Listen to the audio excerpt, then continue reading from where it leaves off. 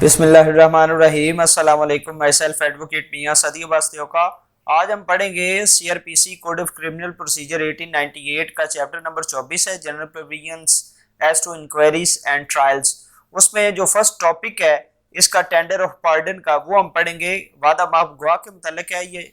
ठीक है। ये सेक्शन जो हम पढ़ने जा रहे हैं 337 से लेकर 339 ए। इसमें जो शरीक जुर्म मुल्ज़म होता है उसको माफ़ी का तरीक़ेकार क्या होता है, या जो वादा माफ गवाह होता है उसको माफ करने का तरीक़ेकार क्या होता है, कौन करता है, कब करता है, ठीक है। ये सारे मामला हम देखेंगे। 337 tender of pardon to accomplice. ये सेक्शन कहता है कि in the case of any offence, कि किसी भी जुर्म के केस में, वो ट्राइबल बाय हाई कोर्ट हो, triable by court of session हो, और any other offence, any offence punishable with imprisonment, या उसके अलावा कोई ऐसा जुर्म जिसकी सजा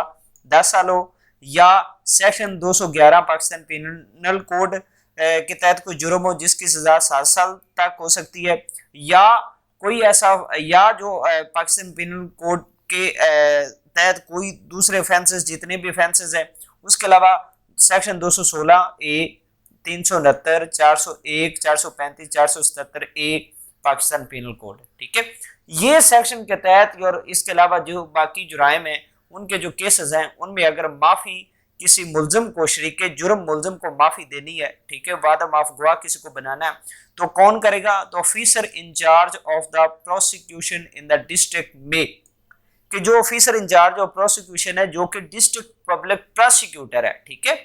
वो करेगा at any stage of investigation और इंक्वायरी और द ट्रायल। वो तफ्तीश के दौरान भी कर सकता है, किसी इंक्वायरी के दौरान भी कर सकता है, या ट्रायल के दौरान भी वो कर सकता है, ठीक है। किसी ऐसे मुल्ज़म के खिलाफ जो कि डायरेक्टली और indirectly concerned in or privy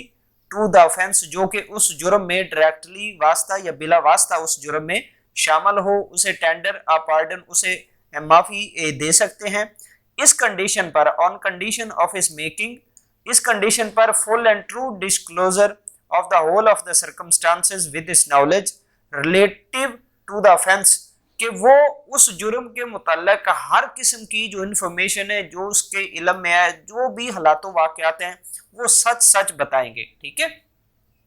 और इसके अलावा वो किसी दूसरे मुल्ज़म के खिलाफ भी इस तरह के मामला है वो भी बताएंगे, खा वो मेन प्रिंसिपल हो या बेटर हो, उसने इयानत की हो किसी जुर्म की, ठीक है, किसी भी हवाले से। इसके बाद इसकी जो प्रोवाइजो है वो ये कहती है, no person shall be tendered pardon, के उस मुल्ज़म को नहीं माफ़ी दी जा सकेगी जो कि किसी हर्ट या कत्ल केस में मुलव्वस हो, किसी ज़रबात वाले केसेस में, ठीक है, या कत्ल केसेस में। उसमें एक कंडीशन है कि जो विक्टिम है उसकी इजाज़त, या जो विक्टिम के जो मतवफ़ी है उसके जो लीगल हेयर्स हैं, कानूनी वर्स हैं, ठीक है, उनकी इजाज़त के बगैर नहीं हो सकती, ठीक है। उसके बाद सब सेक्शन 1A है, every magistrate who tenders a pardon under sub section 1, जो मजिस्ट्रेट है जो माफ़ी देता है, ठीक है, वो क्या करेगा? Share record is reasons for doing so. वो ऐसा करने के लिए अपनी जो उसकी फाइंडिंग है, जो भी उसकी ओपिनियन है, वो लिखेगा। और उस अगर मुल्ज़म की तरफ से कोई एप्लीकेशन आती है तो उस ऑर्डर की उसे फ्री ऑफ कॉस्ट कॉपी भी देगा। लेकिन उसके बाद प्रोवाइजो है कि अक्यूज जो है वो पे भी कर सकता है, ठीक है, लेकिन कुछ वजूहात की बिना पर जो मजिस्ट्रेट साहब हैं उसे फ्री ऑफ कॉस्ट भी, फ्री भी उस ऑर्डर की कॉपी भी मुहैया कर सकते हैं। उसके बाद every person accepting a tender under this section shall be examined as a witness in subsequently trial, कि जो मुल्ज़म होगा, ठीक है, जिसको माफ़ी दी जा रही है, ठीक है, उसको बतौर विटनेस, बतौर गवाह उसका बयान लिखा जाएगा जो जिस ट्रायल में वो पेश हो रहा है, ठीक है। उसके बाद in every case where a person has accepted a tender of pardon and has been examined under subsection 2, the magistrate before whom the proceeding are pending shall, if he is satisfied there are reasonable grounds for believing that the accused is guilty of an offence, commit him for trial to the court of session or high court as the case may be। जहां पर जब उस मुलजम का जो वादा माफ गवाह का बयान लिखा जाता है, ये बयान होता है, वो माफी कबूल करता है और उसका बयान लिखा जाता है, मजिस्ट्रेट के पास ये फाइंडिंग आती है कि मुलजम ने जुर्म किया है, तो उसका ट्रायल जो है वो ट्रायल कंडक्ट किया जाता है। और अगर मजिस्ट्रेट उसका ट्रायल नहीं कर सकता है तो फिर आगे कोर्ट ऑफ सेशन या हाई कोर्ट को वो रेफर कर दिया जाता है। ठीक है, such person unless he is already on bail, जो वादा माफ गवाह है अगर तो वो ऑलरेडी बेल पर है तो फिर ठीक है, otherwise shall be detained in custody until the termination of the trial, जब तक केस का फैसला नहीं होता उसको कस्टडी में रखा जाएगा, उसको अंडर कस्टडी रखा जाएगा। उसके बाद सेक्शन 338 है पावर टू ग्रांट और टेंडर पार्डन के वादा माफ करने की जो पावर्स है उस हवाले से ये भी वही चीज़ है, at any time before judgement is passed, किसी भी केस का फैसला होने से कबल हाई कोर्ट और court of session trying the case में कि हाई कोर्ट या सेशन कोर्ट जो भी अदालत उस केस का फैसला उसका केस का ट्रायल कर रही है, ठीक है, अगर उसके पास सामने ये मामला आते हैं कि एक जो शख्स है वो वादा माफ गवाह बनना चाह रहा है, ठीक है, तो या तो खुद भी कर सकती है, मे यहाँ पर वर्ड है मे टेंडर, वो खुद भी उसको माफी दे सकती है, और order the officer in charge of the prosecution in the district to tender a pardon, या officer in charge of prosecution district public prosecutor को हुक्म दे सकती है कि इसको माफी ग्रांट की जाए on some conditions to such person, उन शराइत की बिना पर जो शराइत उनके साथ तय होंगे। ठीक है, उसके बाद आगे ये प्रोवाइजो है, provided that no person shall be tendered pardon who is involved in an offence relating to hurt or, वही कि अगर कोई शख्स जो है वो कत्ल या हर्ट केसेस में इन्वॉल्व है तो उस विक्टिम की इजाजत के साथ उसको माफी दी जाएगी, या उसके जो मुतवफ़ी है तो उसके जो वर्स हैं उनके इजाजत के साथ उनको माफी दी जाएगी। ठीक है, उसके बाद 339 है commitment of pardon person to whom pardon has been tendered, where a pardon has been tendered under section 337 338, the public prosecutor certifies that in his opinion any person who has accepted a tender has either or willfully concealing anything essential or by giving false evidence, के जहां पर किसी शख्स को माफी दी जाए section 337 और 338 के तहत, और फिर जो पब्लिक प्रोसिक्यूटर है वो इस चीज की तस्दीक करें कि जिस शख्स को माफी दी जा रही है वो जानबूझकर, ठीक है, हकायक को छुपा रहा है, ठीक है,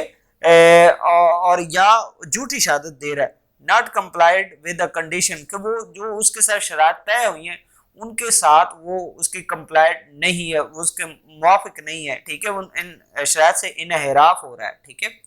और सच पर्सन में भी, तो उस शख्स को may be tried for the offence in respect of which the pardon was tendered, तो उस शख्स को उस जुर्म के मुताबिक उसका ट्रायल किया जा सकता है और उसमें उसको सजा भी दी जा सकती है, और अगर उसमें वो गिल्टी यानी कि डिक्लेयर होता है तो फिर उसके मुताबिक उसको मामलात किए जा सकते हैं। उसके बाद provided that such person shall not be tried jointly with any of the other accused, ऐसे शख्स का दूसरे मुल्जमान के साथ ज्वाइंट ट्रायल नहीं होगा, उसका ट्रायल अलहदा होगा। ही शैल be entitled to plead at such trial that he has complied with the conditions upon which such tender was made, उससे वो एक प्ली भी ली जाएगी कि क्या उसने जो शराइत उसके साथ तय हुई है क्या उसने उन शराइत पर अमल किया है या उन शराइत का पास रखा है या नहीं रखा। ठीक है, in which case it shall be for the prosecution to prove that such condition have not been complied, तो अगर प्रोसिक्यूशन ये कहते हैं कि इसने अपनी शरात से इनहराफ किया तो प्रोसिक्यूशन उस चीज को साबित करेगी। ठीक है, उसके बाद the statement made by person who has accepted a tender of pardon may be given in evidence against him और एट सच ट्रायल, कि जो उस वादा माफ गवाह की तरफ से कोई भी उसका बयान होगा उसको शहादत में वो काबिल इत्काल शहादत होगी, उसमें उसको बतौर शहादत सफ़ा मिसल में शामिल किया जाएगा ट्रायल में। ठीक है, उसके बाद no prosecution for the offence of giving false evidence in respect of such statement shall be entertained with the sanction of the high court, जो भी वो वादा माफ गवाह देता है, एविडेंस देता है, और अगर वो झूठी एविडेंस देता है तो उसके खिलाफ कार्रवाई नहीं हो सकती, लेकिन अगर कार्रवाई करनी है तो वो हाई कोर्ट की इजाजत के साथ कार्रवाई होगी। ठीक है, उसके बाद है प्रोसीजर 339 है, ए है, ये इस वीडियो का लास्ट सेक्शन है, procedure in trial of person under section 339 9.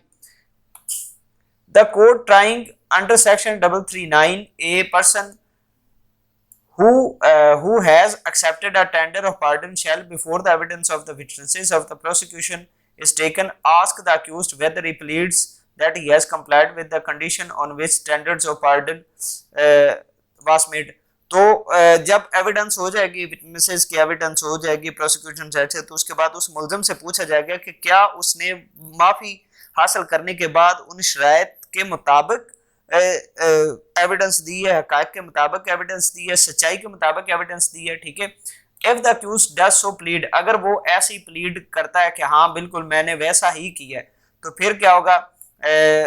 फिर the court shall record the plea and proceed with the trial, तो कोर्ट उसकी जो प्ली है वो रिकॉर्ड करेगी और केस कोर्ट चलाएगी। And shall before judgement is passed in the case, और फैसला होने से पहले find whether or not accused has complied with the conditions of the pardon, and if it is found that he has so complied, the court shall, notwithstanding anything contained in the court, pass judgment of acquittal। और अगर ये साबित हो जाता है कि उसने उन शराइत के मुताबिक जो है वो अपनी शहादत दी है, उसका कंप्लाइड की है तमाम शर्तों को, तो फिर अदालत जो है उसको बरी कर देगी।